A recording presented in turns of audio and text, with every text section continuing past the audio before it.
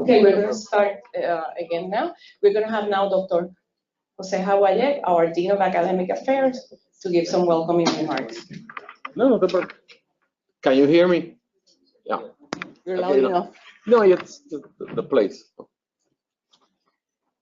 Dos versiones, la de español de Atillo y la otra del inglés, Coleta, pero quiero agradecer primero la invitación, excusar al señor rector que está operando, cirujano, así que, y felicitarlo, no solo por el programa que han establecido y sobre todo con nuestros estudiantes, que eso es bien importante. Yo espero que los estudiantes aprovechen tener aquí a todas las personas visitantes. Exprímanlo.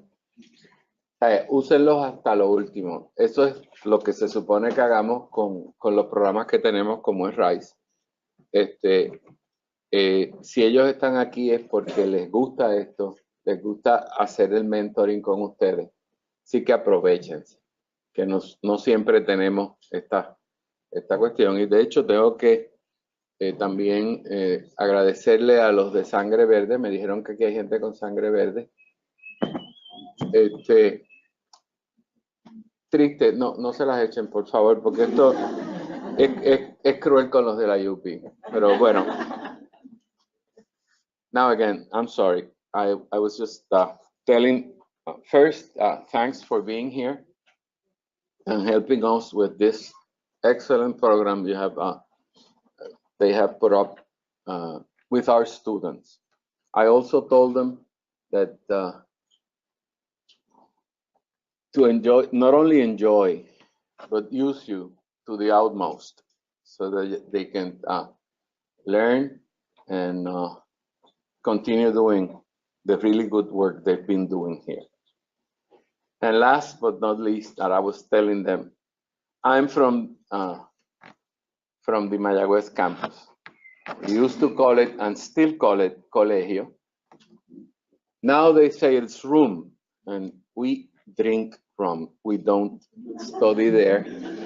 We've always done that, but then again, that's what the university says. But again, thank you for being here and helping our students basically with their work. Gracias. Thank you very much. Okay, let's start with our first speaker. Let's start with our first speaker, the student Maria del Mar Maldonado. We are going to introduce.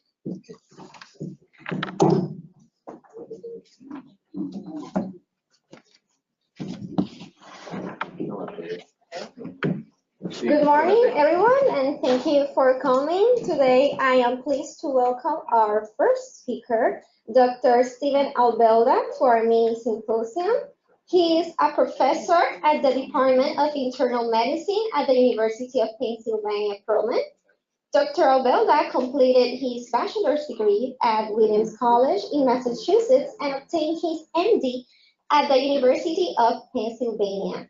He then went on to pursue postgraduate training and completed a fellowship in cardiovascular pulmonary division at the University of Pennsylvania. He has been PI and co-PI of 9 R01s and is the author of 309 peer-reviewed publications. In addition, he is the author of more than 40 editorials and chapters in a variety of topics, including pulmonary diseases, angiogenesis, immunology, and CAR T-cell therapy in solid tumors. Moreover, he's the editor of the book Gene Therapy in Lung Disease and is a regular reviewer in prestigious journals such as Nature, Clinical Cancer Research, among others. He has received numerous awards, including the Physician Scientist Award from the NIH and the Wagner Medal for his major contributions in the understanding of mesothelioma, among other recognitions. He is also a founding member of the Center for Cancer Pharmacology and was the chairman of the Cancer Gene Therapy Program Committee of the American Society of Gene Therapy for 2 years. Dr. Albelda's latest research has been focused in the development of CAR T-cell therapies for thoracic malignancies. Today, he will give us his talk titled T-cell therapy for cancer. Please join me in welcoming Dr. Stephen Albelda.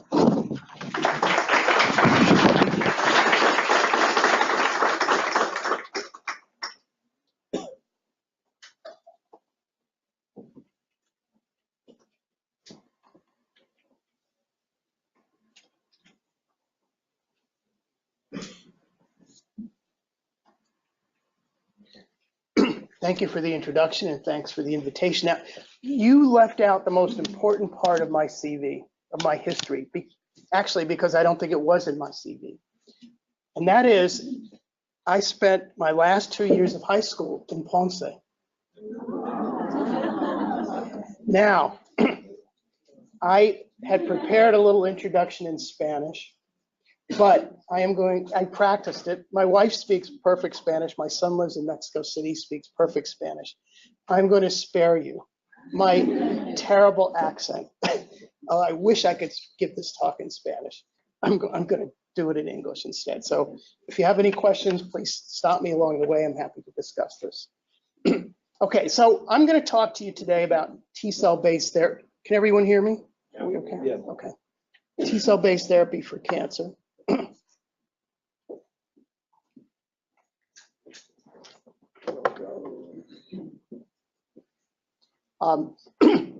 Which I think, as you know, is becoming a more and more important part of what we do when we treat cancer patients. So traditionally, we had chemotherapy, radiation therapy, surgery. When I first started it, when we were talking about immunotherapy, they would sort of laugh or just say, oh, yeah, fine. And it was difficult to get funding and difficult to get recognition. But I think, as you know now, immunotherapy, especially with the checkpoint blockers that unleash the immune system, have become mainstream and used by almost any physician. You need to turn on this side. On this side. You need the mic, Steve. Okay.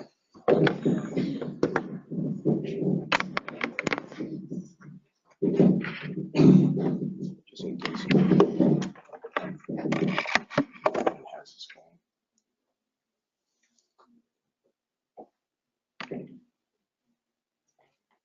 Okay.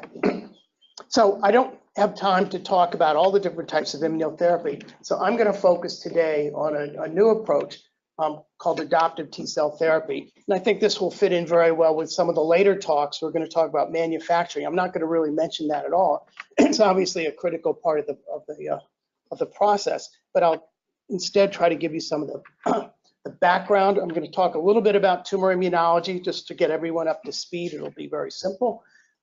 We'll talk about some of the principles of adoptive T-cell therapy, and then I'm going to show you some examples from some of the trials that we have ongoing at the University of Pennsylvania.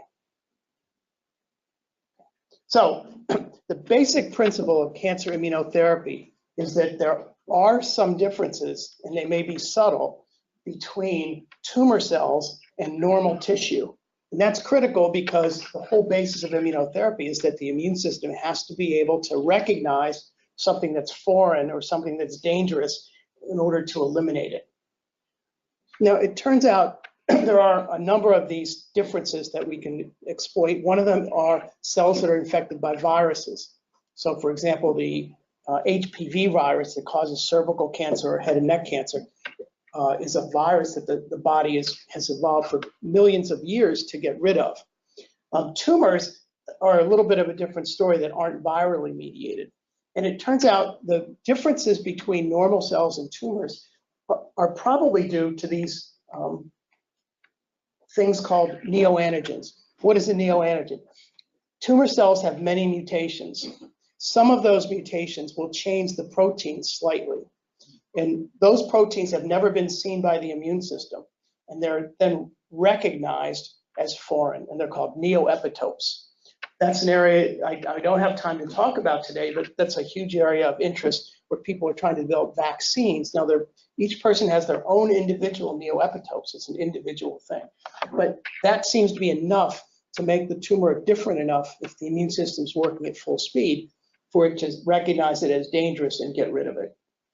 Okay, how does the immune system get rid of tumors? The primary effector cells are activated CD8 T cells. Now, there are other cells involved, natural killer cells, CD4 cells, macrophages. I'm not going to really talk about those today, but I'll focus primarily on these CD8 T cells. Okay. So there's one very important concept. I'm sure you know this, but I'm just going to review it because it'll be important as we talk about some of these approaches. How does the immune system recognize foreign proteins? Well, as you know, it's basically, this isn't working very well.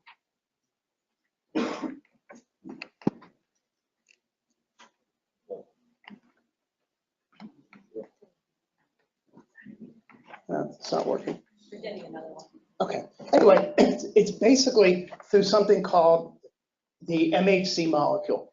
Every one of us has our own collection of these molecules that take peptides that are digested within the cell and present them on the surface of the cells.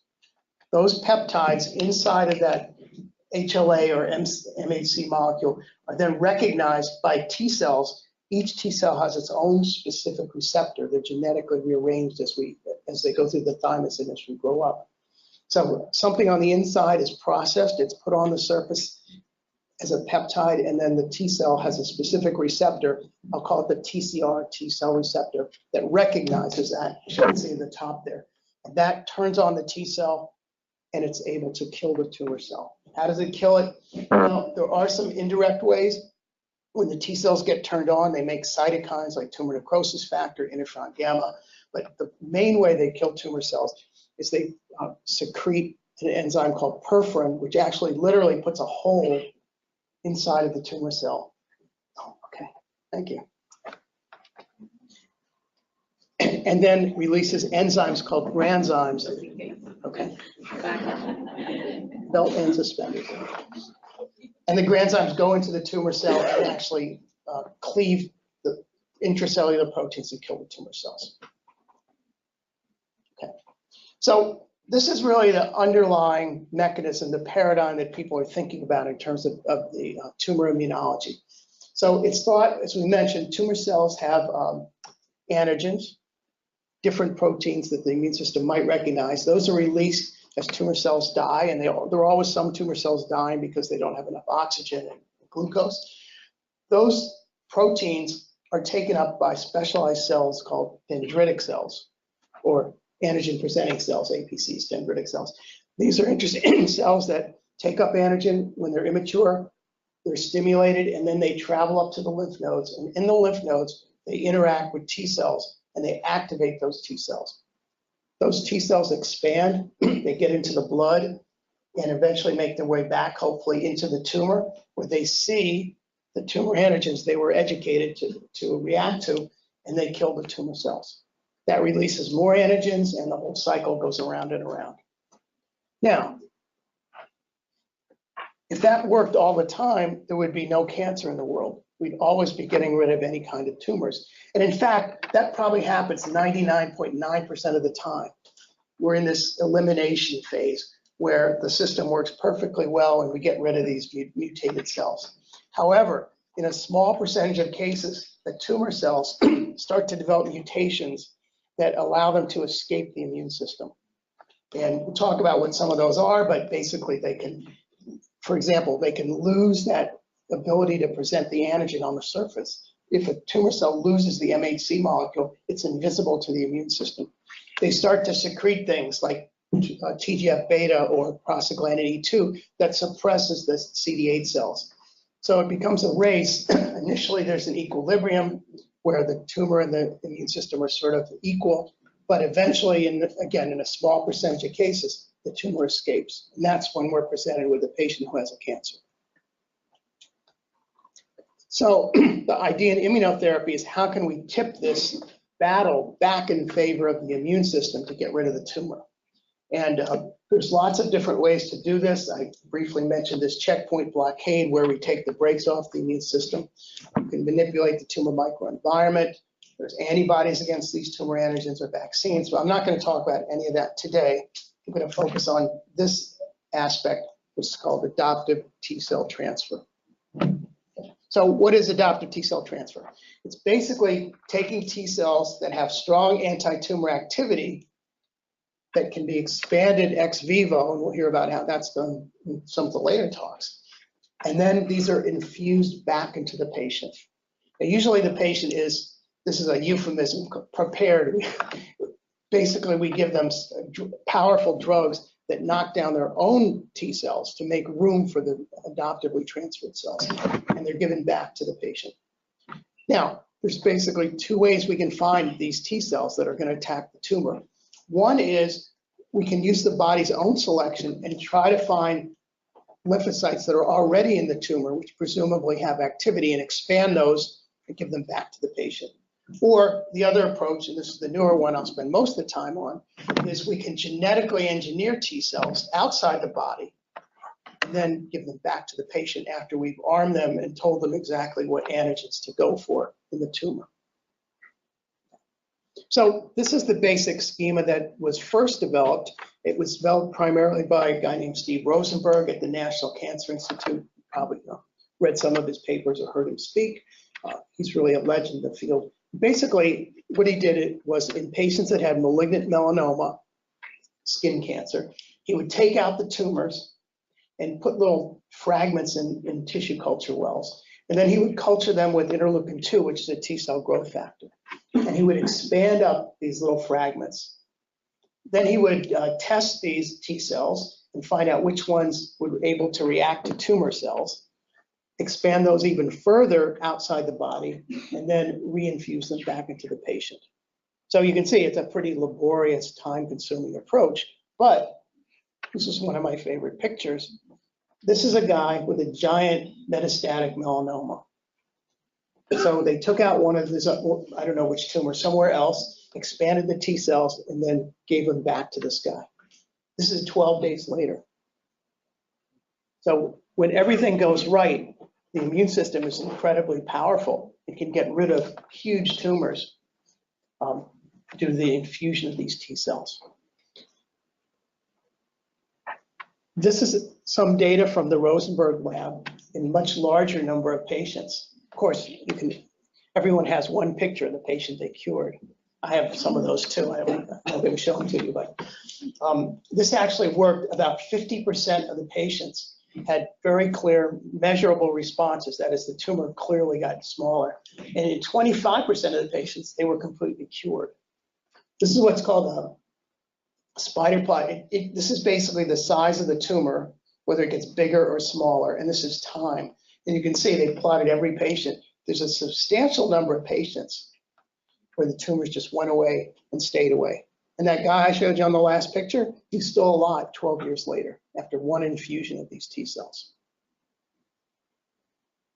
Okay, sounds great. Sign me up. Let's buy some stock in the company. Well, it turns out it's more difficult than that, as you might expect. So far, it's really been the only success for solid tumors, but it primarily works in melanomas. It's been tried in other types of tumors, but it hasn't been nearly as successful. And as you can see, it takes a huge infrastructure to do this. That's why I mentioned Rosenberg. He's at the National Cancer Institute. He has all the resources of the National Cancer Institute to help him do this. You have to be able to get a tumor biopsy from the patient. You have to be able to grow up the cells. Sometimes, many times, there's not enough TILs in that particular patient's tumor. And you can see when you start with a tiny little biopsy, it can take weeks to months to grow out enough TILs. So it's being tried. There's still an active program at the NCI, but in a few other centers, like I know MD Anderson has a program where they're trying to establish this approach. I think it's primarily valuable to understand as a proof of principle. So adoptive T cell therapy can definitely work if everything goes well.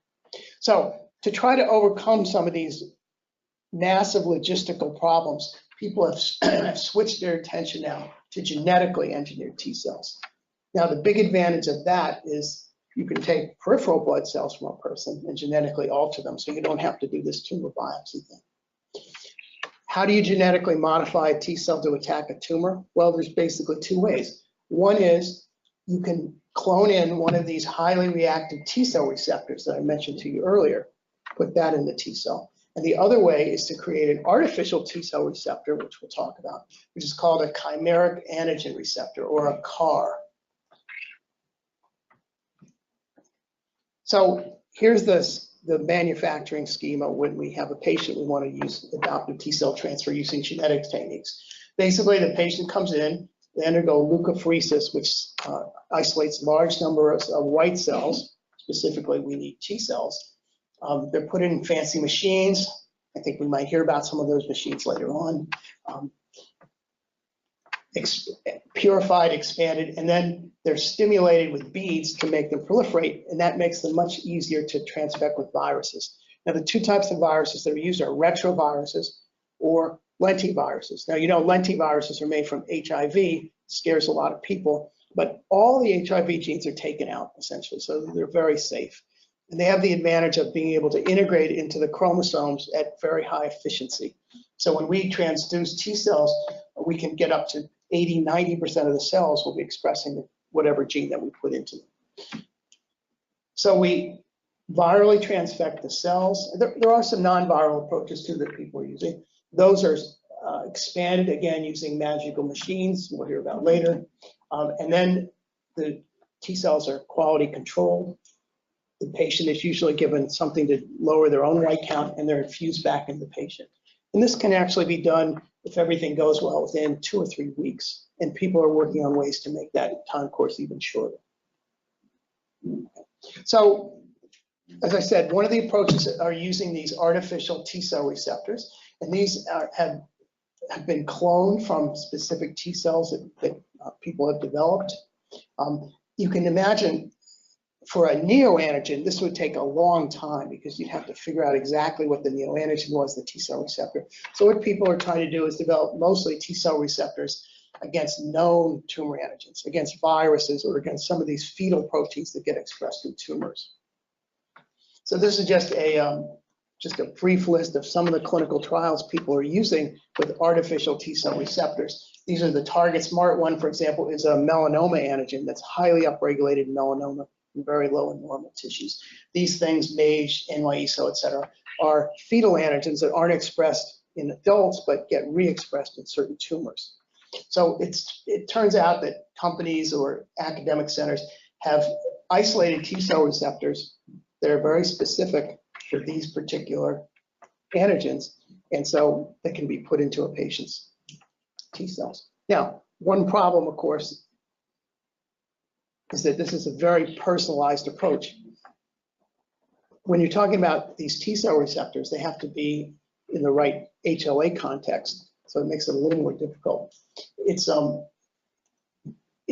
use the common TCRs, it's probably feasible. To do the individual neoantigen TCRs is going to take much longer, although many people are working on that.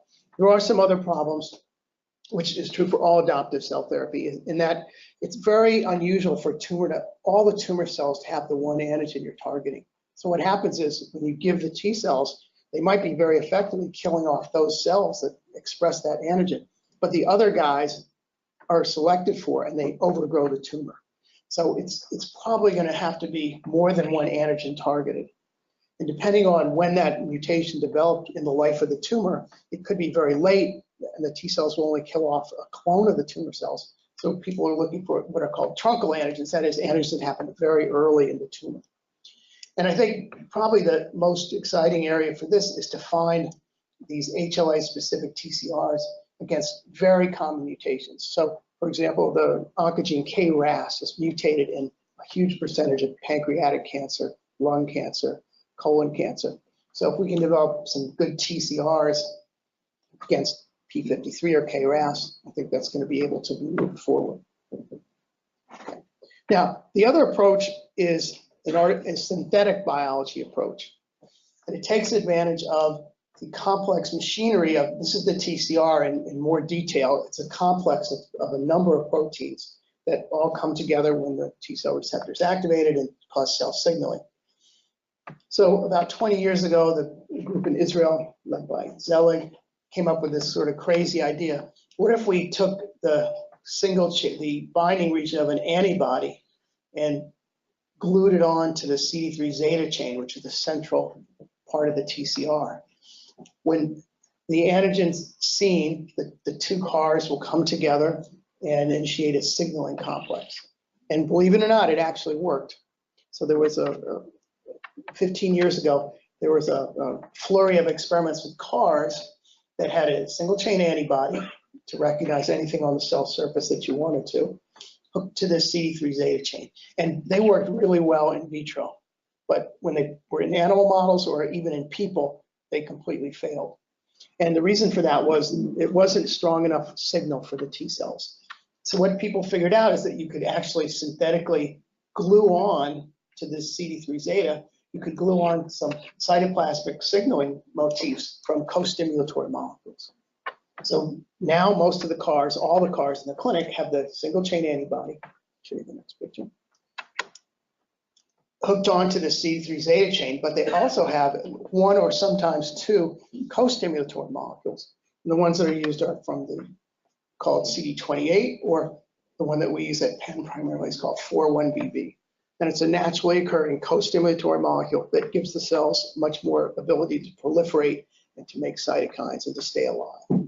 So this is the structure of a CAR. This single chain antibody can be against whatever antigen you choose, although finding targets is somewhat difficult because they have to be on the cell surface. It's different than a TCR where the proteins are intracellular. And it has to be expressed at a much higher level on the tumor than it is on normal tissue, because the T cells don't make any distinction when they're armed like this. If they see a normal cell expressing this antigen, they'll go in and kill it. Okay. So I'm not going to go through this in details, but there's certain advantages and disadvantages of each approach. One of the main advantages is for the chimeric receptor is it's not HLA restricted. One of the advantages of a TCR is you can have intracellular mutations that are presented on the cell surface. Okay. So does it work? Yes. This was work that was pioneered at Penn by Dr. Carl June and his colleagues at Children's Hospital. And the first target they chose was B-cell leukemia. And the surface molecule was called CD19. So CD19 is a receptor. It's on all B cells, but it's also expressed on B-cell leukemias. Now, for this to work, of course, you have to have what we call a dispensable organ. So the T cells are going to kill all your B cells also. Now, it turns out, luckily, you can live without your B cells relatively well. You're at slight risk of infection, but people are given intravenous gamma globulin to overcome that. Obviously, if you had a target that was on your brain or your heart or your lungs, that's not going to be a good target because there's going to be this off-tumor toxicity that's going to limit things. So this was one of the first papers in 2014 where they used these CARs for children with leukemia, B-cell leukemias. In this first study, they treated 30 patients and a couple of adults with the CD19 CAR, and they saw complete remissions in 90% of patients. These are patients that have already received 4 or 5 or 6 lines of therapy. They've already had all the drugs. They've already had stem cell transplants. They were on the verge of death, and they were treated with these CARs and had this incredible response with a 90% initial response rate. These are some of the curves. This is the probability of event-free survival. So they didn't have any problems. This is the overall survival. You can see these patients had a 0% chance of surviving without this therapy. One of the things they noticed in this therapy was the responses seemed to be related to the ability of the infused T cells to proliferate. So they saw their antigen, they turned them on, they proliferated. And this is just a plot of the number of T cells. You can see even after just a few days, they start to proliferate to very high levels. And the patients where these cells persisted were the ones that had the cures. So what happens is the T cells go in, they kill most of the tumor, but because there's B cells around, they're still kept alive. And if any tumors start to appear, they're immediately there to kill the tumor. So that's a living drug. Now, of course, over the years, there's been some issues. You can imagine if the T cells or if the leukemia cells lose the CD19, the mutation, then they become resistant and the patients will relapse. So this was one of the first patients. Her name is Emily Whitehead. She's sort of the the mascot that we have. This is her before treatment. She'd undergone many, many other treatments. They thought she had a couple of weeks to live. She got one infusion of the CAR T cells, and she was the third patient treated, and they had a complete remission. And so every few years we get pictures of her. I think she's now 6 or 7 years after her therapy, but only one treatment and completely cured. So again, like that picture I showed you earlier, these CAR T cells can work. And in fact, it's now a product. So this is the one that we developed with Novartis called Kymriah. There's another company that has a similar CD19 CAR, and they've been approved by the FDA for childhood and adult leukemias and B-cell lymphomas. And there are other CARs that are being developed that I think will be approved relatively soon for non-B-cell leukemias and multiple myelomas. There are still some limitations, of course. It's hard to make good CAR T cells from every patient. It's very expensive to do this. There's a delay of doing that. The way it works now is the kid comes into the hospital. They take her blood out, his or her blood out, and then they send it to Novartis. They have a plant in New Jersey. Maybe they can open one in my list. They then do the virus transduction in the plant and expand the cells, and then they mail the cells back to the hospital. And the patient comes in, they get the lymphodepletion, and then they get their infusions. So it's a cumbersome model. How much do you think it costs? Thousands? 100,000? 700,000. $700,000 a patient.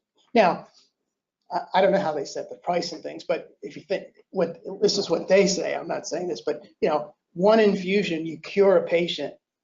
Is it worth it? All the hospital costs and all the lives?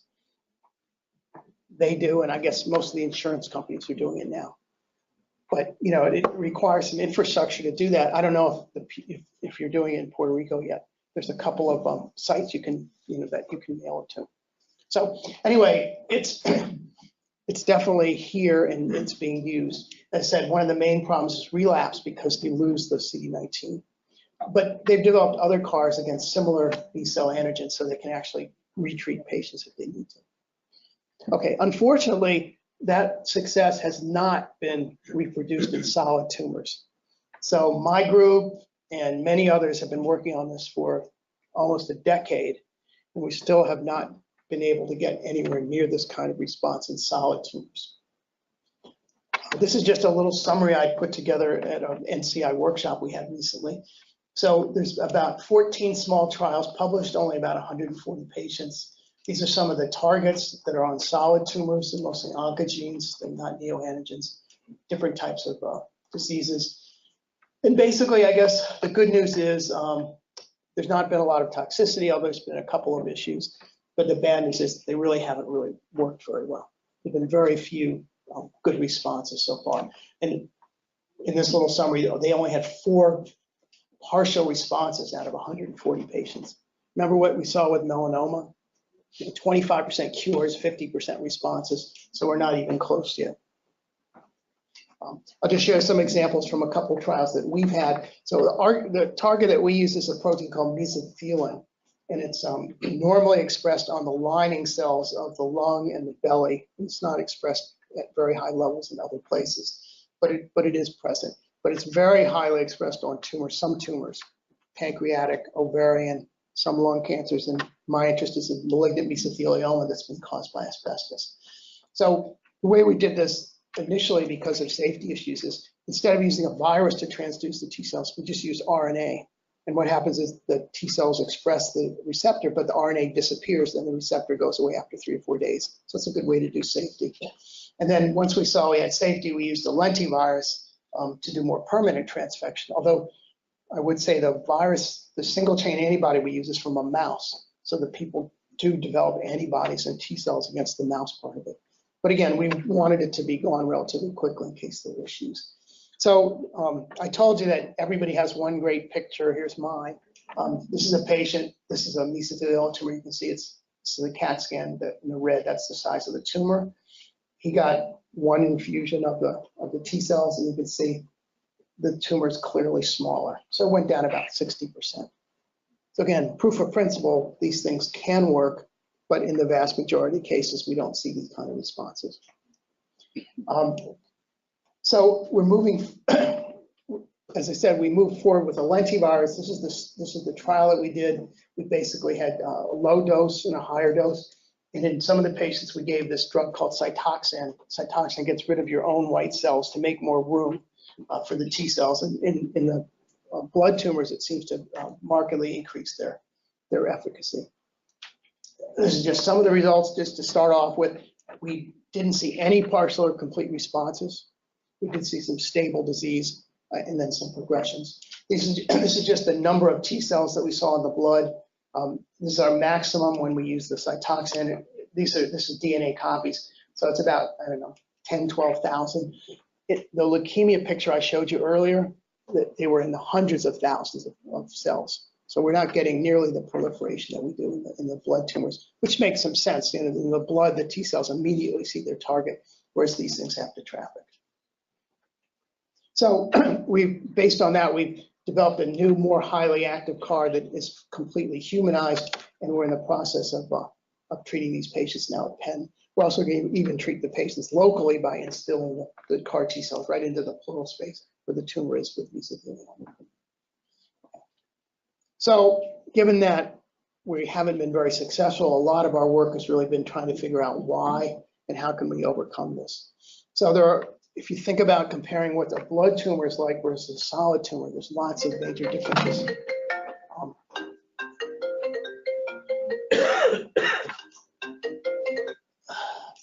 First of all, there's physical barriers, right? The T cells have to get into this big tumor.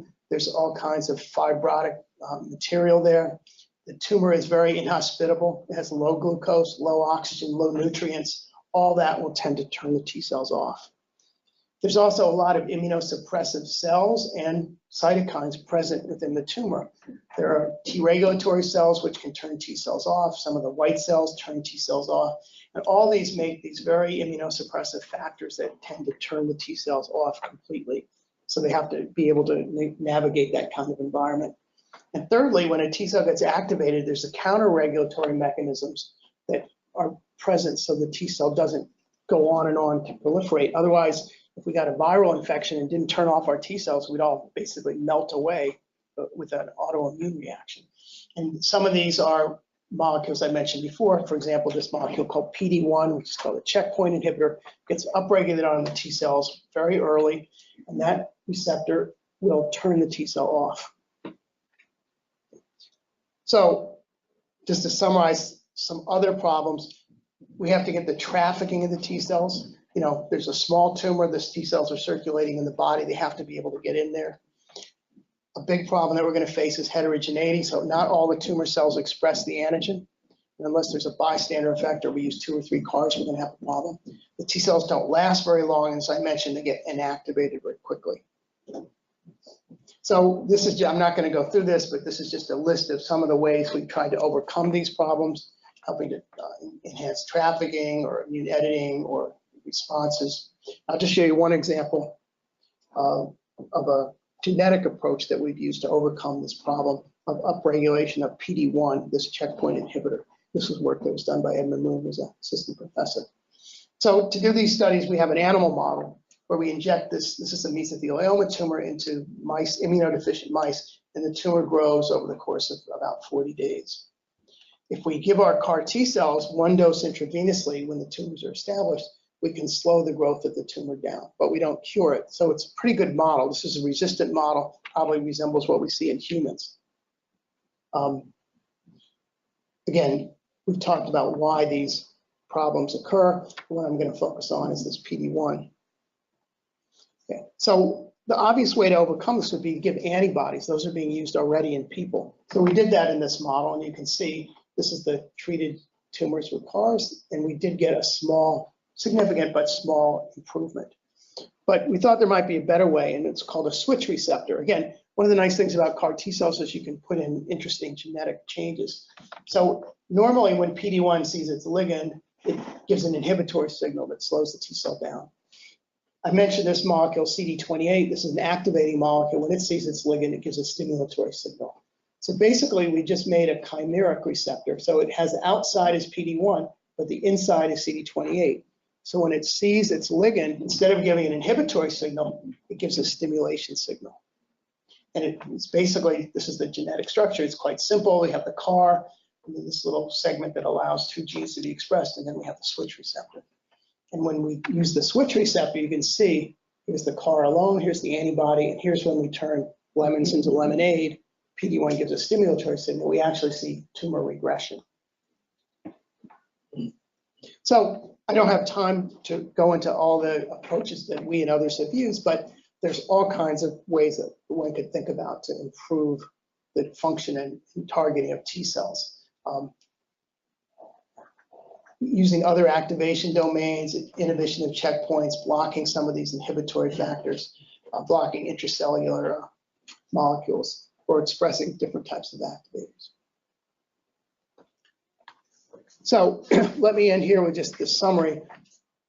CAR T cells have been shown to be highly active in liquid tumors. That's being improved upon, and obviously we want to do that in solid tumors.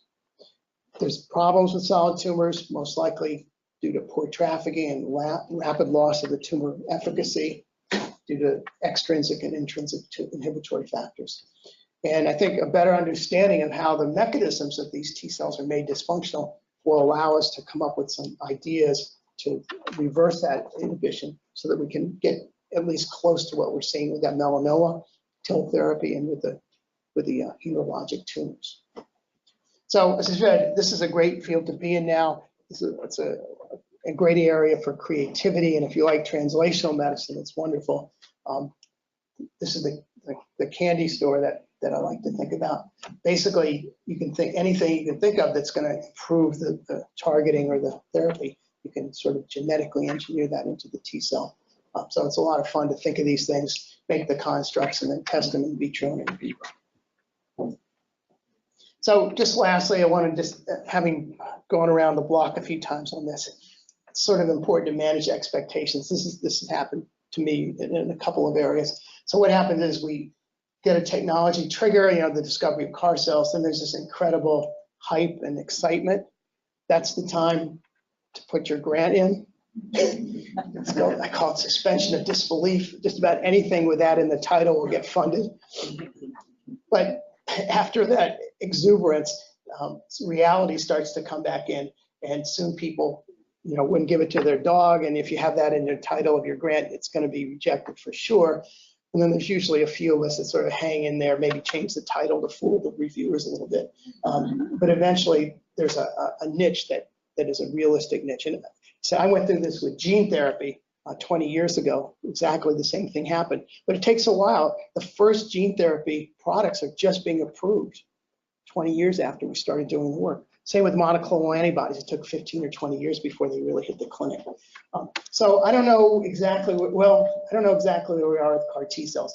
Starting to believe we're here because my last grant, when we talked about CAR T cells for solid tumors, there were some reviewers saying, well, they don't work. Why should we fund this stuff? That's not good. But they ended up funding it anyway, so it has a happy ending to the story.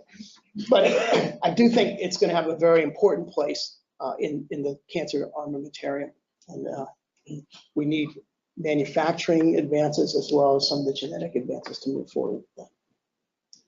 So I'll stop here, and if there's any questions, I'll be happy to take them now, or we can talk later.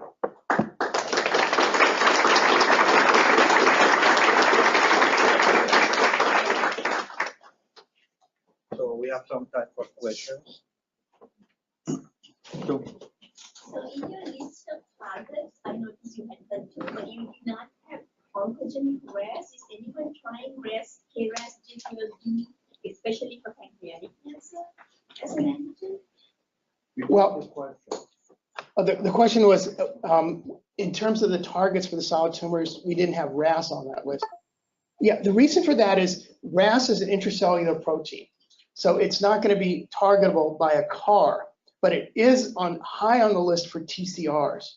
Yeah, it turns out that, interestingly enough, RAS is not a very immunogenic protein, even the mutations. And people have been searching for 15 years for T cell receptors that would attack RAS. And they found them in some rare HLA types, but in the common HLA types, in Caucasians and Asians, HLA-2 and HLA-3, they haven't really found a good TCR. There have been a couple of examples, though, of antibodies that have been made to the peptide MHC complexes. And with those antibodies, they actually made CARs out of them. So it may be possible to develop a CAR which has an antibody against the KRAS peptide in the groove of the MHC molecule. That's been done for this protein called WT1. So it's #1 on the list for T cell receptors. It's going to be a little bit more difficult, I think, with CARs. Any other question? Yeah. Question is more based on, we have to make this chimeric system and the T cells have PD-1, CD28, and storing for this glioma. Do you have to make any assays for measuring energy of these T cells or any mechanism in which you can predict in some way how the T cells gonna react? Yeah, I didn't have time to show that. What we do is basically, we do the animal experiment that I showed you, but at the end of the experiment, we take the T cells out and we actually put them with fresh tumor and say, are you still able to react? And it turns out that when we take the T cells out with a normal CAR and take them out, they don't kill the tumor at all. However, if we just leave them alone in media overnight, they recover their function. So they're not dead, they're just hypofunctional. Now, with the PD-128, we do the same experiment, and when we've done that, what we see is about a 50% increase in the activity of the cells. So we think that would be pretty good evidence that it might work that way in patients. But I will tell you, I have cured hundreds of mice of tumors. Not one has ever thanked me. But sometimes, usually that doesn't quite translate into the same thing with people, but sometimes it does. Yeah. One question, is there any evidence that your CAR T cells prevent cells from leaving the tumor or as anti-metastatic? Yeah. That hasn't really been looked at very much. It could be if you had the specific metastatic models, but most of the models that I'm aware of that people have used haven't looked at metastasis at all. Now, there are other ways. I didn't have time to talk to you today, but we have a whole program. We're going to start a trial soon where we have a CAR that's not targeted to the tumor at all. It's targeted to the cancer fibroblasts. And when you wipe out the cancer fibroblasts, the tumors stop growing. So we're thinking that if we give that plus a CAR to the tumor, or that plus chemotherapy to allow it to get in, or other immunotherapies, we're going to get in mice at least, again, we've done a good job with the mice, but we're going to hopefully start a clinical trial within the year. And CARs have actually been used for non-malignant purposes also. So we have a project with cardiac fibrosis with this CAR that attacks fibroblasts, and it seems to improve the cardiac function. Any other question? Yeah. Hello, my name is Eric Sanchez. I work for Janssen. You may know that we are actually developing products on CAR T cells. Actually, it seems that in your point on, we have to find a legal approach of being able to actually commercialize these products moving forward, transforming the supply chain. Essentially. So what are your perspectives to this new generation CAR T cells and the ability to actually have the supply chain come down to be more regionalized and clinicalized in that approach? Yeah, my personal belief is that it's going to be difficult to do that with T cells. It's also going to be difficult. We're going to need to put in multiple changes into the T cells. I just showed you one. That's going to be, it's difficult to do that on primary T cells. So the project I didn't have time to talk about this. And again, this is where the manufacturing would come in. I'm working on a project with an immortalized cell line, an NK cell line, that would allow you to do multiple genetic changes. And in terms of industry, it's a cell line that can be expanded to huge amounts. And my idea would be, we put in all the changes we want and we put them in the freezer. And then a person comes in and say, well, you have a mesothelioma tumor, or you have an EGFR tumor. Put a call into Janssen, could you send us some mesothelioma NK cells? You just do you might have them already frozen, ready to go, or you put in the last car and then you can send it. Then you don't have to do the leukapheresis. You could literally get the product to the patient in the next day or two once you knew what the antigen was. So that's one of the ways I think things are going to go. I mean, following the current paradigm of big pharma, fermentation procedures. But I'm looking for something else. It's like, as my vision would be more of a regionalized approach. Yes. Where you go more to the clinic, which is actually what we are doing in a sense, satellite clinics where we can actually do that. Of course, I mean, if we can get the approach from the big pharma fermentation process, that would be perfect. But, looking into personalized medicine, I mean, it's very difficult. Yeah, I mean, obviously you can have regionalized centers that are out of the institutions, but then it's just basically a question of how far is they still have to get mailed to or shipped to the facility. Just a question of how far you ship it. Whether you ship it to New Jersey or whether you have to ship it, to Georgia. It's just a couple hours on the FedEx plane difference. So there are some institutions like Penn, MD Anderson, Sloan Kettering that have their own production facilities. So we don't get into that so much, but that's not going to work on the pharmaceutical side of things. You guys are going to have to figure out some sort of distribution system that works. Yeah. Okay, thank you very much. Melissa Ortiz is another student of our department. She's going to introduce our third speaker. Melissa. Good morning. It's my honor to present today Dr. Jonah Temenov. Currently, she's a professor at Georgia Tech and Emory University at Atlanta, Georgia. She completed her bachelor's degree in biomedical engineering in Case Western University in Cleveland, Ohio, and obtained her PhD in bioengineering in Rice University, Houston, Texas. Over the course of her career today, Dr. Temenov has published over 50 peer-reviewed papers and 10 book chapters, co-authored a biomaterials textbook, and has produced about 90 scientific abstracts for national and Dr. Temenov has garnered research grants from an impressive range of sources, including federal agencies such as NIH and NSF, and groups such as the ERCAS Foundation and National Football League charities. She has been honored with several prestigious awards such as American Institute of Medical and Biological Engineering Fellow, the NSF Career Award, and the Arthritis Foundation Investigator Award. Also, the Educational Award for Tissue Engineering Society Americas, and was named co-director for the Regenerative Engineering and Medicine Center, a statewide initiative encompassing 3 premier universities in Georgia. She is also the deputy director of the NSF Engineering Center on Cell Manufacturing Technologies, CMET, headed by Georgia Tech. Her research focuses on the development of novel injectable materials for delivery of protein therapeutics and stem cells for regeneration of tendon, muscle, and cartilage injuries.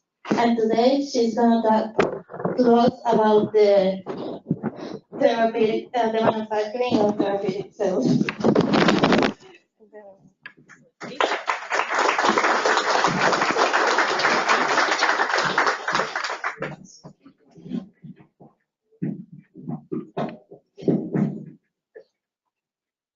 All right. Thank you guys so much. Oops, hold on one second. All right. So I want to first apologize on behalf of Chris Roy, who was originally invited to give this talk, but due to some health reasons couldn't travel. He's looking forward to coming to Puerto Rico and seeing you guys and all the great facilities here as soon as he can.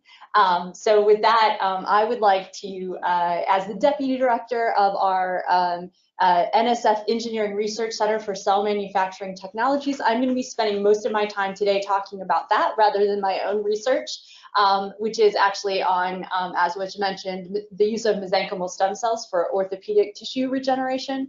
But I'm happy to talk with people at poster sessions and so forth about my personal research as well.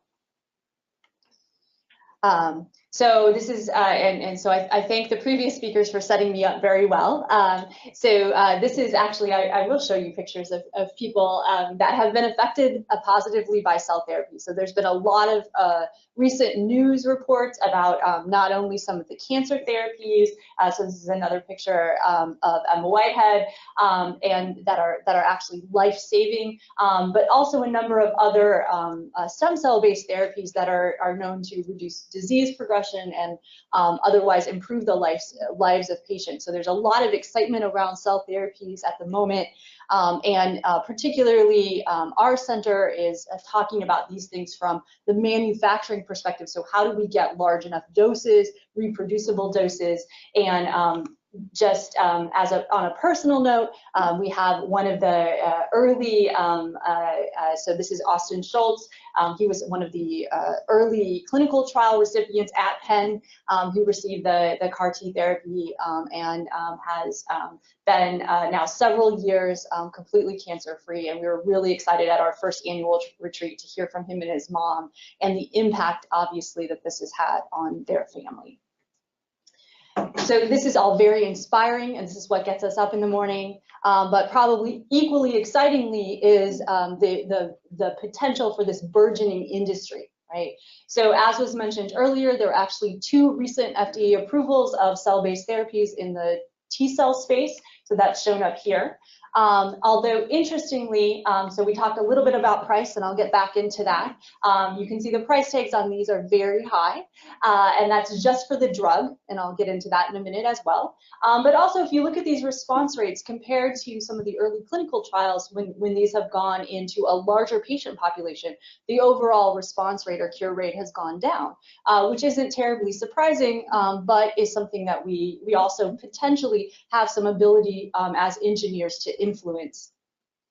So on the other side, though, we also, this is all T cells, we also have a number of particularly mesenchymal stem cell or bone marrow-derived stem cell-based therapies that are either showing promise in clinical trials or in some particular cases actually have been given limited approval in Europe. So we're really kind of, we believe, on the edge of making this into a viable industry. However, there are some really major challenges when we talk as engineers about scaling up these cells to get to therapeutic levels of cell doses. And the fundamental barrier is that unlike any other biological entity that we've, or really any other product that we've tried to manufacture, that this is a living entity. It's typically a mixture of different cell types and with poorly understood function. And that the properties of this product can change with everything that we do during the manufacturing process. So this is a new paradigm for us as we're trying to think about manufacturing this product. So what have we learned from the first year and a half of these FDA-approved therapies being on the market? Well, on the business model side, so the early indications, as were mentioned by Steve, are actually for obviously blood cancers, and so relatively small compared to if you think about solid tumors. So this makes it for a difficult business model because there's overall a relatively limited cell patient population. But also there have been, within the FDA-approved products, there's been problems, obviously, large cost associated with each dose. There have been manufacturing failures, and there have been logistic and supply chain challenges in getting, as we've moved from a few clinical trials based at clinical centers to, again, a broader patient population, and thinking about those, how do we get the cells back to the patient? What is the quality of the cells when the patient receives them? So all of these things have come into play, even in the first year of these therapies being on the market. So that's on the kind of pilot scale. If we think about the larger scale, which might make this a truly self-sustaining industry, things like solid tumors. we actually don't have the capacity to grow enough cells to get to the doses we would need for the numbers of people we would need. So we have a lot of technical challenges on that side as well. So what are the most critical things that we've kind of taken away, or the industry has taken away from the first year and a half of these therapies, that we really need to understand quality to reduce our scaling requirements and to reduce failures of batches, right? So if we can make individual cells more potent through a lot of some of the things that Steve Burns mentioned, other things that we can do to increase the potency of individual cells, that brings down the number of cells we need per dose. And that means that we can eliminate some of these scaling issues. We also need to think about the right patient subgroups. So we now know that certain patients are going to respond, and so understanding if we can target our batches to particular patients that are going to be responders also will help with overall capacity in the system. Obviously, this will lead to improved efficacy and safety, and obviously we want to lower the cost so that we can increase accessibility of these therapies. So the ways to do this that we believe as engineers are things like technology and automation, so that we can reduce the failure of individual batches as well as the variability of what's produced. But also, as we started talking to some of our industry partners, it's really the workforce. So if you think about GMP facilities, there's a lot of hands-on movement of cells and so forth. So training a workforce that can actually manufacture these cells at scale is not trivial. So we talked about cost.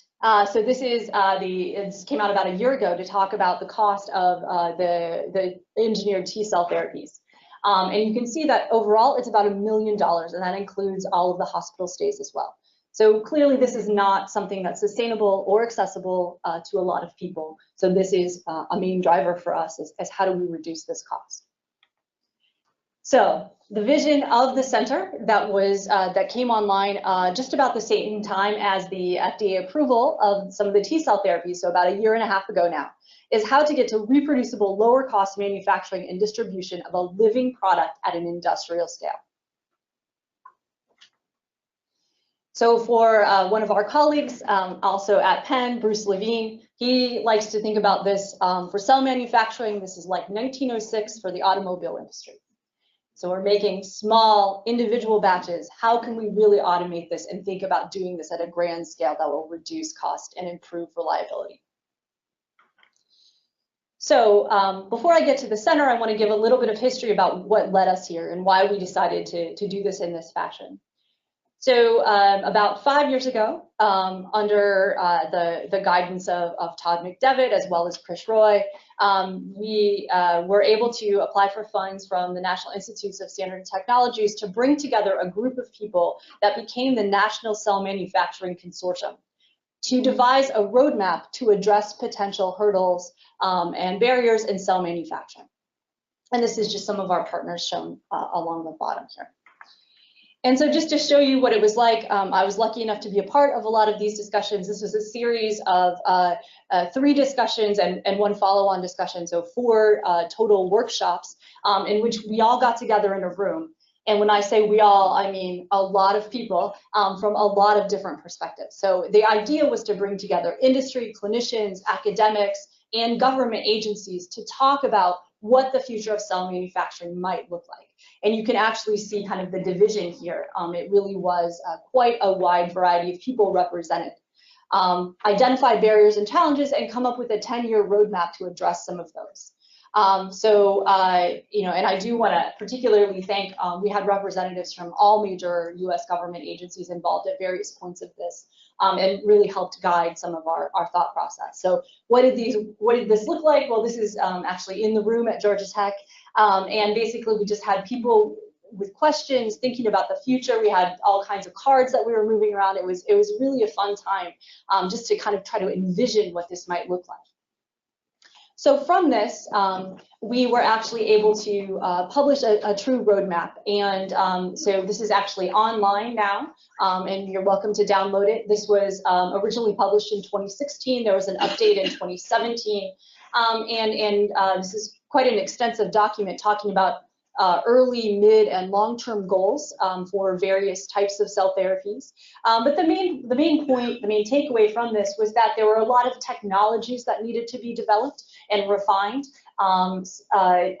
Anything from actually the bioreactors to process automation and data analytics, as well as distribution and preservation of cells. But then what we really took away from our industry partners, as I've mentioned before, was really this idea that there were other things other than the technologies that were actually barriers we needed to address simultaneously, or we wouldn't be able to get where we wanted to go. And some of this includes workforce development, as I mentioned previously, but also standardization and regulatory support. So there's a tremendous lack of standards, even in how do you count a cell, right? So if these standards are going to keep changing, then the products, it's very difficult to bring a product to market if you don't know what the next requirement from the FDA or other standards organizations will be. And then a lot actually having to do with some of the other things that we talked about earlier, which actually has to do with supply chain rather than the product itself. How do you get the product where it needs to go? So from all this is actually where we started to devise the emphasis for our center. So the grand challenges in manufacturing that were kind of identified through this process was the lack of reproducibility, standards, and quality by design, the lack of the trained workforce, as I just mentioned. And then more scientifically, when we're talking about scaling up any cell type, we don't really know what quality attributes there are to make a cell safe and effective. So we don't know what to measure.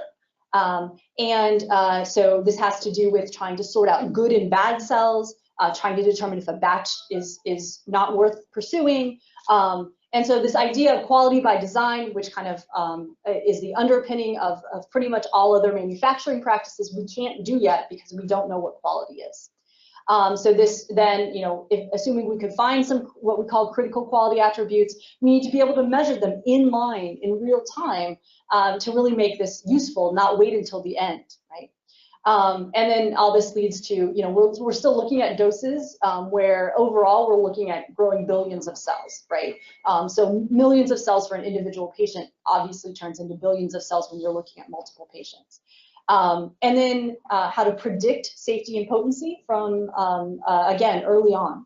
And then moving on away from the actual manufacturing process to how to get it somewhere, how to purify, store, and so forth this product. And this would allow us to achieve what we call end-to-end manufacturing at low cost and high quality if we can address all of these points. So just a few problems that we're having. So in response to this, as one way to address this, and many people are looking at this, but we were actually lucky enough to bring together a great team, and this is the actual CMAT team. So this is the Cell Manufacturing Technology Center. And this is an NSF Engineering Research Center, so it's quite a long proposal process. But I'm very pleased that we made it through.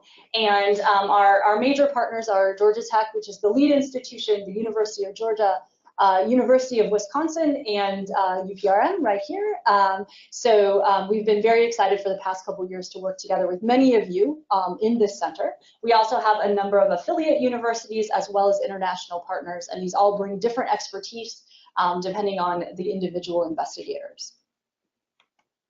So the vision for the center as a whole is to transform the manufacture of cell-based therapeutics into a large-scale, lower-cost, reproducible, and high-quality engineered process. And what we tried to do, again, based on our road mapping efforts, was try to bring all key stakeholders under one umbrella that could really inform some of the research that we're able to do within the center. So we're looking at all types of engineers, including things like industrial and systems engineers, who many of you thought maybe you weren't cell manufacturers, but you are, and to try to bring all kinds of expertise to bear on this problem, but also a lot of, again, some of these people that you might not think would necessarily be part of research. We wanted them to inform our questions and our approaches as quickly and early as possible, so that it would really be making something that was relevant to moving the industry forward. So for those of you that aren't familiar with this particular center type of structure, The NSF requires that we have a particular structure with our engineering research centers, and we call this, so there are kind of 4 parts to the center, and we call these the 4 pillars. So we have research, which I'll talk about later, on various aspects of technologies for cell manufacturing. But we also have our education and workforce development efforts, so we're able to talk about training. And then we have this pillar called innovation ecosystem, and this is, I'll explain a little bit more about this, but this is basically ways to partner with innovation centers and partner companies, again, to encourage the early translation of some of the technologies that we're developing. And all of this, in our case, rests on the last pillar, which is diversity and inclusion. So this, so together between diversity and inclusion and our workforce development efforts, this is kind of what this schematic is showing, that we are actually trying to engage everyone in these efforts. So we're talking about everyone, we're talking about outreach, which is done really well here through UPRM. We also do it through our other partner institutions to try to get students engaged even early on, even in middle school and high school, thinking about these sorts of problems. We think about students at every level, undergraduate, graduate, and so forth. Interestingly, from our industry partners, we actually found that building what we call an entry-level workforce, which in the States is 2-year colleges, people that are actually going to be in the manufacturing facilities, trying to train them to think about cell manufacturing, and instead of thinking about antibody generation or whatever else they may be more used to.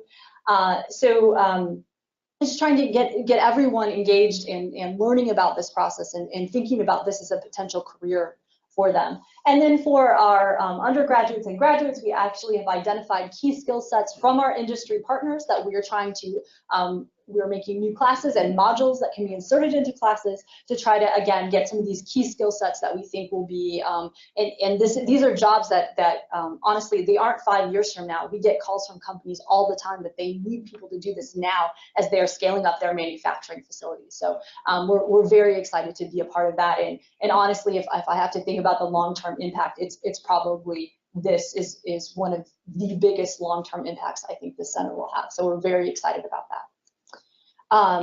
So moving on to some of the other pillars, so the innovation ecosystem that I mentioned, and we have one of our co-leads for the innovation ecosystem, Carl Rust, here today.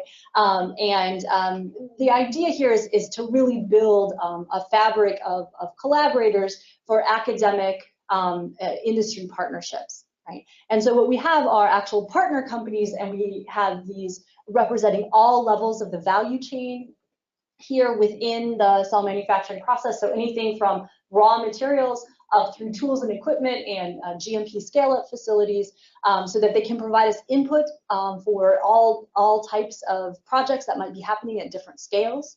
But also, and I'll mention in a minute, there's actually a number of other entities that we're partnering with, again, to promote commercialization and early adoption in industry in various forms of some of the technologies that we're developing.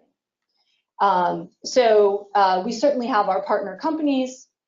We also have our standards organizations as a part of this, because certainly we want to be always driving towards actually informing standards, but also using standards to inform our processes. We have a number of incubator and other facilities at our partner institutions that we're taking advantage of. And then a number of state and federal agencies, including some here in Puerto Rico, to again help with innovation overall and technology transfer in a broad sense. So we're really excited to have all of these different people on board with us as we move forward and start to think about how we can really push scale up and manufacture of cells at large scale. So just a couple other things that we're very excited about is actually we've had a number of investments by individual locations and states to help us move this process forward. And I think probably the biggest one is a GMP grade manufacturing facility. This one is focused at Georgia Tech. And the very cool thing about this is that we actually designed this from the ground up with the idea of scale up in mind. So we actually have things like pass-throughs and other ports in the facility itself, so that when we start to have inline sensors, we can actually put this in our scale-up facility as a first pass trial before we move out into perhaps our industrial partners. So we're excited to have that kind of sandbox to play around with some of our new technologies. And then finally, I mentioned standards development, and we are very involved in ISO and ASTM standards, everything from characterization to requirements for equipment. All of these things are really important, again, to move the field as a whole forward. So now moving into the actual research that we're doing within the center. The way that this center is set up is actually we more or less ask 3 research questions, which we call thrust areas here. And we have 3 different cell types that we're interested in asking these questions in. So the thrust areas or the research questions, again, came from the roadmap. And the first one is simply what to measure to ensure quality. So how do we get a quality cell? And so this is basically a lot of omics and big data to try to understand what makes a potent cell for whatever cell type you're looking at. Then moving on then, assuming we could know this, we need to be able to measure this and measure it in line and in real time. So that's thrust 2, which is a lot of technology development.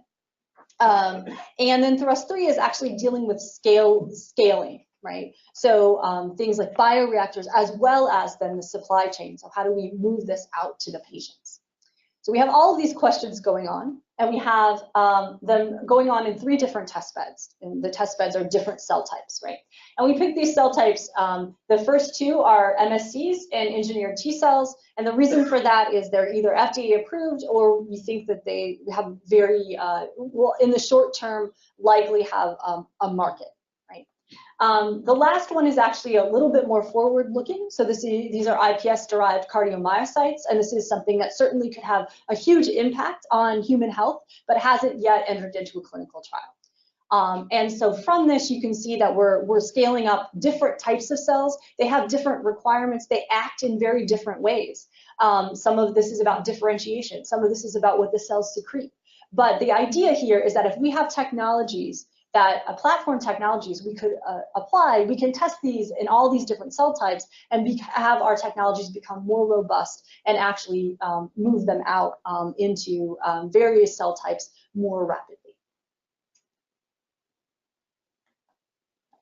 So then just a brief overview of kind of summary of what I've said so far is that basically we are taking all the inputs from various groups, including our advisory board. So we have a number of advisory boards that include regulatory, some reimbursement experts, and we're doing research on these 3 different cell types. And then what we hope to have out of this is both new innovations as well as informing regulation and, of course, workforce development. So another way to think about this as we kind of delve into the research is actually to think about what we call an engineered system, which is simply a black box, if you will, of things that need to occur to get cell manufacturing, to get cells manufactured, right? So you have to, originally have a source of cells and purify them in some way. You have to expand them, and then at the end you have to have some sort of formulation and filling and release and a transport, right? So if we think about this, then the idea is to develop projects within the center that address all of these boxes. So this is our first pass at this. We have about 14 ongoing projects. There are about 30 faculty involved in this at all of our different locations. So this is quite a big endeavor. And we thus far have done pretty well in trying to address all of these key steps that would be required for the overall goal is eventually a closed-looped, completely automated system. You can put in your cells at the beginning and you get out the perfect, highly potent cells at the end. So if we just go through by thrust, which is our research question, I'm not going to go through all of these in interest of time. I'm just going to give you a couple vignettes from each one. And I will say that with my background in MSCs, and also just to give you a different cell type to think about, I'm going to give you some examples in the MSC world today. So if we talk about thrust 1, again, this is primarily having to do with multi-omics, understanding what is the definition of quality for our cells. And a better way to probably look at this is this is where we come in. So we have a lot of machine learning, deep learning algorithms to try to take data from clinical partners and understand, basically come up with a definition of quality. Okay, and this is also a good indicator of potential partnerships. So what we do within the center is actually the characterization and modeling. But what we really need are clinical partners to provide us with samples and also clinical outcomes so that we can correlate all of these classifiers back with the patient outcome. Right. So ideally, if we end up with these critical quality attributes and they've been validated, you're going to have potency prediction to say, okay, these cells are going to work, they're not going to work in your patient. But also there's these critical quality attributes that allow for inline sensing of your cells as you're growing them. So that's the goal. And then this is just another way to show you that we have, several different, again, different cell types. We're looking at actually different types of computational methods depending on the questions that we're asking. And all of this can be funneled through to get to our critical quality attributes and our critical process parameters for each cell type. So just one example then is a project on MSC exosome production. So we know that that exosomes are at least in part likely one of the causes of potency of MSCs in vivo. So we're specifically looking at mesenchymal stem cells for anti-inflammatory and immunomodulatory properties. And we do know that exosomes play a role in this. However, because they're cell-derived, exosomes are as heterogeneous as the cell population they come from. So the idea is that if we can produce a more homogeneous cell population, that we might actually then have the same effect on the exosomes. So there's a lot of sample-to-sample variability, and we, again, don't really know what constitutes quality for our exosomes. So the idea here is actually to measure a number of cell products, including surface markers and kind of comprehensive secretome and metabolome, and then use that within the models to try to feed back into defining these critical quality attributes. All right, so moving on to our next thrust, which is actually inline sensing, so how to measure. We actually have, again, about 6 projects, and each one of these focuses on a different kind of sensing technology. So we have a number of people from UPRM involved in these as well. If I broadly categorize these types of projects, it would be looking at arrays and sensors for non-destructive evaluation of cell properties. So imaging-based sensors, things that involve small volumes so that you're pulling off only a small amount of your cells and testing them as they're going through the culture process. And again, what we've been told over and over again from our industry partners is these need to be inline and they need to be real time. They can't wait 2 weeks to find out that their culture was bad and then they've wasted all of this time and money. And then looking forward, the idea would be to eventually automate these systems as well. So that's one set of projects, and there are a number of projects in this area. The other major idea for this thrust or set of projects is some sort of predictive potency assays that better mimic human organs and disease. So this is an idea of an organ on the chip or a tissue on the chip that's all made with human cells. And the advantage here is that there might be more predictability in off-target effects, for example, for these cells, which is one of the reasons there's large hospitalizations, hospital stays and costs associated with that for the current T-cell therapies. Another advantage is that you might be able to make these patient-specific. So again, you're getting a better predictor. So one example of a project in this area is, again, the barriers that we're addressing is, that prior to this, MSC manufacture and quality has been defined primarily by cell surface markers. And we know that those really do not correlate with the putative mechanism of action in vivo at all, but it was just something that could be measured pretty rapidly and easily. So can we come up with a better potency assay that we can still do relatively rapidly, but that would give us much more predictive power? And so the idea here is for these mesenchymal stem cells to basically kind of recapitulate the inflammatory environment that you might be injecting them into using a 3D hydrogel structure and some biochemical cues, looking at their response. Again, in this particular case, it's multifactorial all in what they secrete, because we think this is our mechanism of action in vivo, doing the same thing in a humanized mouse, and kind of comparing the results and seeing if we can tweak this environment so that it's more predictive of what we're seeing in vivo. And so this is a good example of these potential potency assays that we're trying to develop here. And then finally, for thrust 3, we have, again, kind of 4 major and a number of affiliated projects in the area of scale-up. And we divide this thrust into kind of 3 areas. One is cell derivation and expansion. Another one is actually scaling up of the product, and then also supply chain. So on the supply chain side, if I kind of work backwards, we actually have a number of people from industrial and systems engineering who are working on developing supply chain models to talk about some of the things that was in the discussion earlier, which has to do with things like how many distribution points do we need, and just understanding being able to kind of model technical and business strategies. And I'll just show you an example of this. So there's actually 2 levels of modeling here. There's modeling at the individual facility, and then there's modeling of the supply chain as a whole. And so this is exactly what we were talking about earlier, is how do we distribute these cells? Is there one central manufacturing facility for the cells? Are there regional manufacturing facilities, or are they kind of point of care?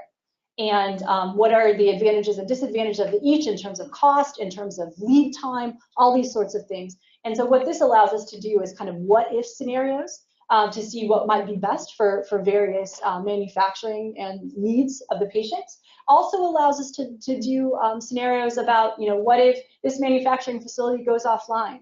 How can we best reroute things so that the patients are still receiving what they need? So these are great models at kind of the macro scale. At the individual manufacturing facility scale, you can think about how to reconfigure your lines to be more efficient, but you can also think about, okay, I have to do quality control. Do I do it here? Do I do it at the end? All these sorts of things. Again, these what-if scenarios that some of our industry partners are very excited about exploring with this particular project. And then more on the basic science side, I wanted to highlight some work that's being done here in the Dominic Lab, as well as throughout CMAT, looking at actually just scaling up growing MSCs, right? So one of our problems with a lot of cell culture is the reliance on fetal bovine serum. And there's many problems with this. One is actually scaling, so that if we really needed to provide large doses of these cells, there actually isn't enough FBS available to do this culture. Also, there's a lot of regulatory concerns because it's not human, right? So there's a huge drive to get rid of FBS in culture. So my particular expertise, and as well as the rest of the team, is in biomaterials. So the idea is, can we develop materials that would allow for equal expansion of these cells, but reduce the need for serum in the culture? And then kind of along with that, we want to make sure that our cells remain potent. And again, at the moment, we believe that this has to do with what they're secreting. So can we actually enhance what they're secreting through the culture surfaces that we're putting these cells on? So these are just a variety of different culture surfaces that we're trying throughout the project, which is at 4 different locations, to both optimize expansion as well as secretion of these various factors. All right. And I guess one more point that I wanted to make here was just, if you think about now the MSC stories that I've told you, you can see that while we're asking different research questions, these start to come together, right? So we're looking at expansion in one, we're looking at predicting potency in another, and we're looking at potentially scaling them for exosome delivery as well. So even though we're coming at these from particular questions, when we bring this together as a whole, we really think that we can move the field forward in kind of basic knowledge for individual cell types as well. So to kind of wrap up here, we believe that we have a roadmap and we're starting to execute on some of these critical challenges. So how does CMAT do this? We of course want to improve the quality of the cells, and that's through looking at multivariate critical quality attributes, as well as trying to incorporate that into real-time monitoring.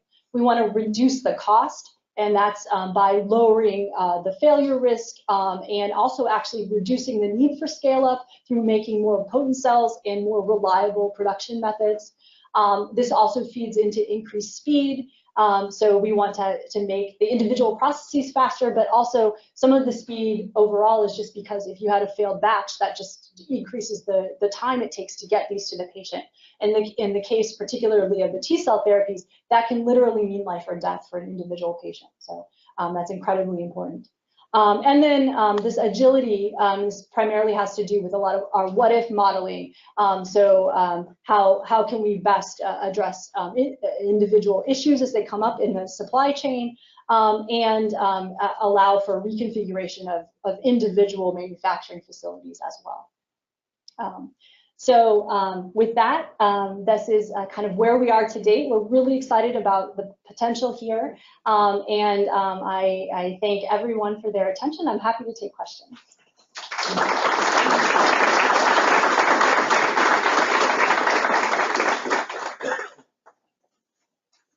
Questions, Melissa? The drug product that we provide, it's not like other drug products. Have there been some kind of test at the administration side to ensure that the product is still good? Yeah, there are various levels of quality assurance that go into the current manufacturing process.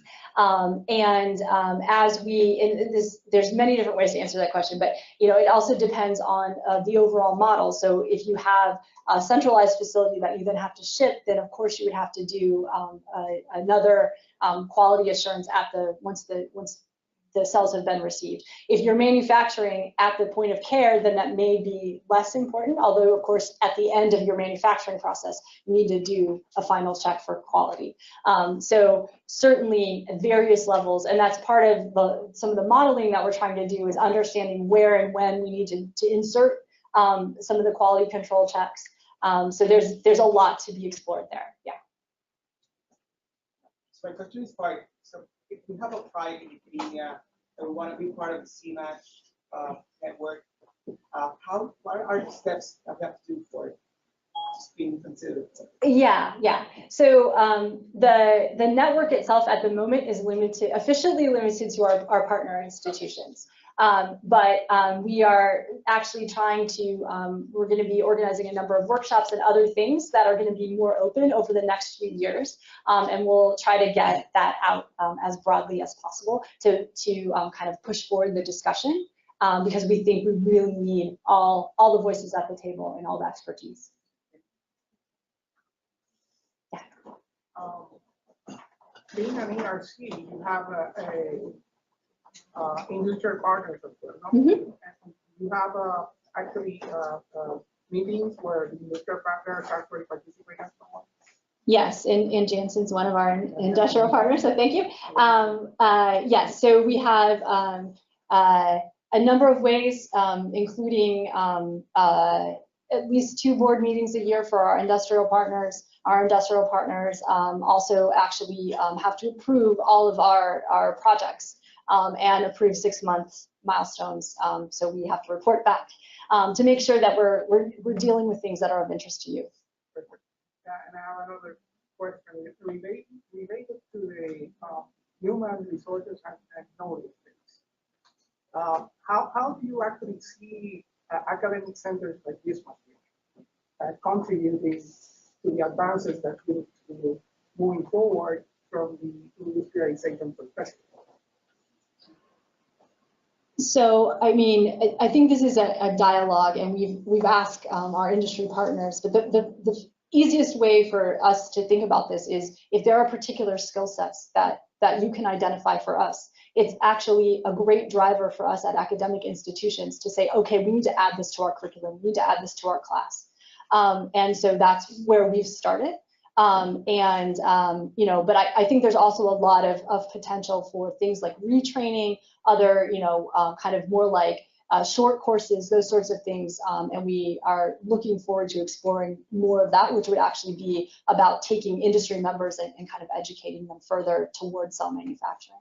Actually, you know, looking into that and looking into the possibility of regionalization of manufacturing activities, to me, that's critical. I mean, actually getting the resources at the right places is very important. So I mean, I think that, and particularly here on the center, we have a great opportunity to move forward into putting together a proposal around that. Yeah, I agree. I think, and particularly here on the island, I think you guys have some great potential resources.